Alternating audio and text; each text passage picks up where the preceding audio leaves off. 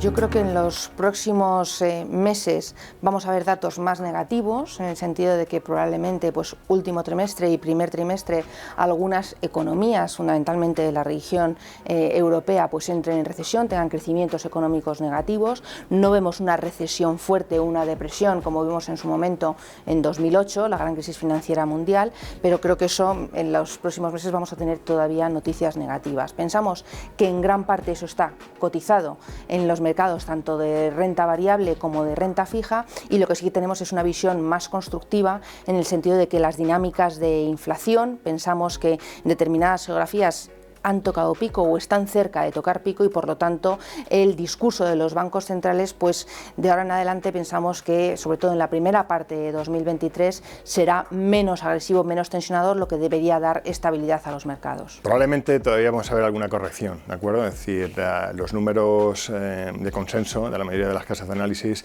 nos dicen que esperemos para final de año entrar ya en la definitiva recesión.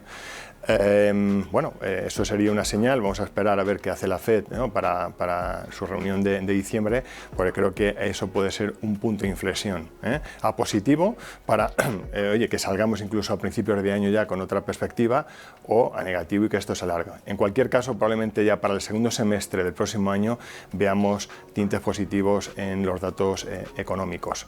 Bueno, desde luego nuestro escenario central es que ese escenario de esta inflación que estamos viviendo en este 2022 se va a seguir prolongando en el tiempo. Escenario de esta inflación en la medida que vamos a ver revisión a la baja de las cifras de crecimiento y donde podemos ver algunas economías entrando en recesión técnica. No obstante, el mensaje fundamental aquí es que no esperamos una depresión financiera, no esperamos contracciones del PIB del 3% en las regiones o a nivel global, y donde vamos a ver también cifras de inflación donde el debate va a estar si va a haber sorpresas al alza o de verdad se va a consolidar la tendencia a la baja. Nuestro escenario es que vamos a ver cifras de inflación a la baja, pensamos que hay presiones deflacionistas muy fuertes que van a hacer que estas cifras de inflación remitan a la baja, pero sí que es cierto que estamos en un nuevo entorno inflacionista en la medida que esperamos inflaciones superiores a lo que hemos estado acostumbrados en la última década.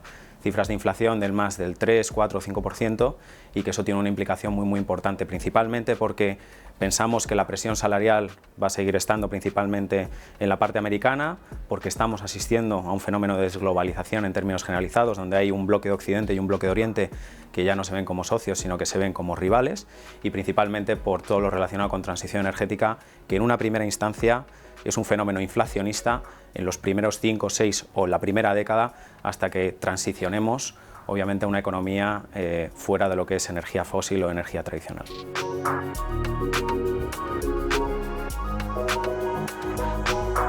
Pensamos que ahora hay valor en la parte de renta fija. En los últimos años, con tipos de interés negativos, efectivamente el inversor conservador tenía que asumir algo más de riesgo para obtener rentabilidad, y sin embargo lo que vemos en el contexto actual es que inclusive con duraciones cortas y con renta fija de elevada calidad crediticia hay rentabilidad, ¿no? Desde Ibercaja lo que estamos viendo es que lanzamos fondos de inversión con duraciones cortas de 12 meses, de 24 meses, que nos dan rentabilidades adecuadas, sobre todo para el inversor conservador, en el entorno del 1,5-2%, y eso es un entorno mucho más constructivo para ese tipo de perfil de inversor. Yo creo que es saludable, ¿no?, que la renta fija, hablo del bono a 10 años del Estado, vuelva a la zona del 4%. Es decir, a veces que no tenemos suficiente memoria o no queremos recordar de dónde veníamos antes del año 8 en cuanto a tipos de interés, por dónde hemos transitado, pero hemos transitado por un motivo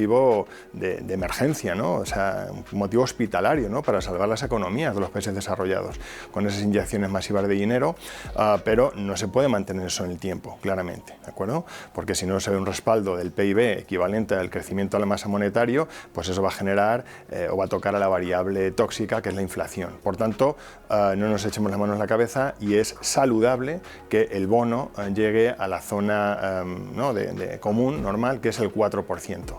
Por tanto, dicho esto, claramente, cuando el bono llega a esa zona, que es donde está transitando ahora, se convierte en lo que ha sido siempre, que es el activo fondo de armario clásico de cualquier cartera de un inversor, por muchísimos motivos, por seguridad, por descorrelaciones, por flujos de caja recurrentes, etcétera. Por tanto, bienvenido sea, O sea, que nos encontramos en una zona razonablemente y saludable.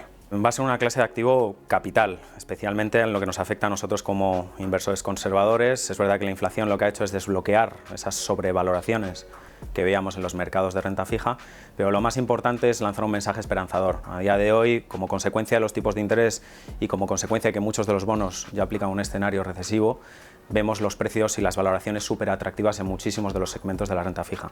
De hecho, vemos mejores valores o mayor oportunidad en términos relativos frente a la renta variable, y donde a día de hoy ya tenemos más del 95% de todos los bonos a nivel global con tires superiores al 3%. Nos parece un buen momento para de cara a futuro construir cartera, y para aquel inversor que tenga un horizonte de inversión a largo plazo, la renta fija puede ser una clase de activo capital para arrojar rentabilidades importantes en nuestras carteras.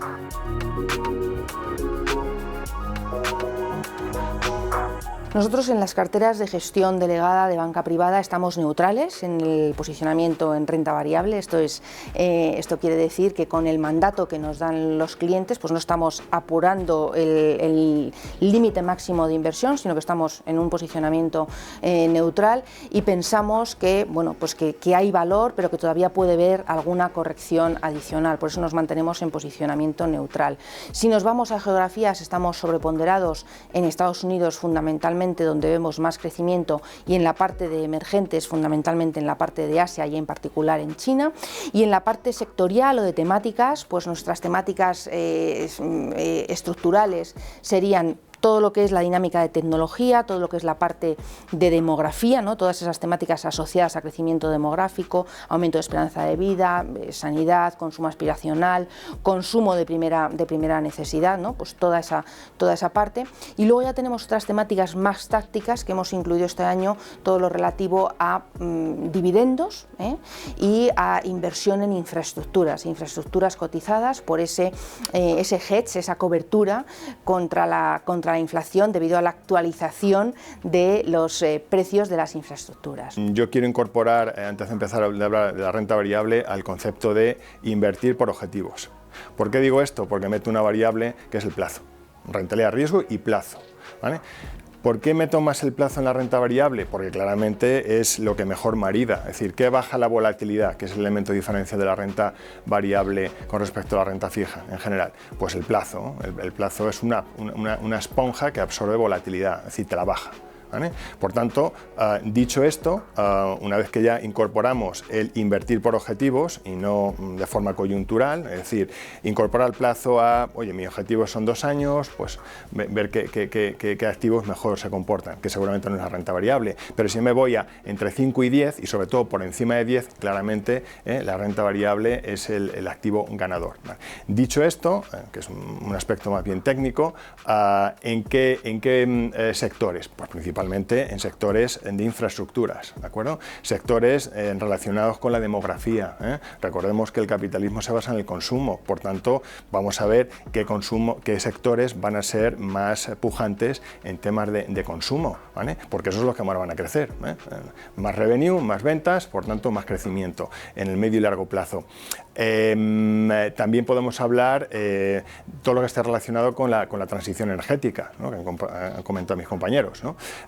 Claramente, ¿no? Es decir, se ha puesto mucho empeño y mucho dinero público, ¿de acuerdo?, a favor de eso. Por tanto, dejémonos llevar por las corrientes naturales del río, no vayamos en contra. En renta variable por el momento somos menos constructivos, al igual que en renta fija vemos que la fase de descuento que está puesto en precio en cuanto a subidas de tipos de interés y escenario recesivo en muchos de los bonos, pensamos que entramos ya con un margen de seguridad muy importante. En renta variable la parte de tipos la tenemos un poco más clara, pensamos que esa corrección ya ha finalizado, pero la parte de beneficios empresariales es la que nos preocupa un poco más. Pensamos que puede haber caídas adicionales como consecuencia de que todavía el mercado tiene expectativas de beneficios empresariales muy elevadas y las compañías por otro lado nos están diciendo que el escenario recesivo empiezan a contemplarlo en sus próximas publicaciones de beneficios empresariales. Por tanto, sí que pensamos que puede haber una segunda pala de correcciones vía recesión de beneficios en los mercados de renta variable.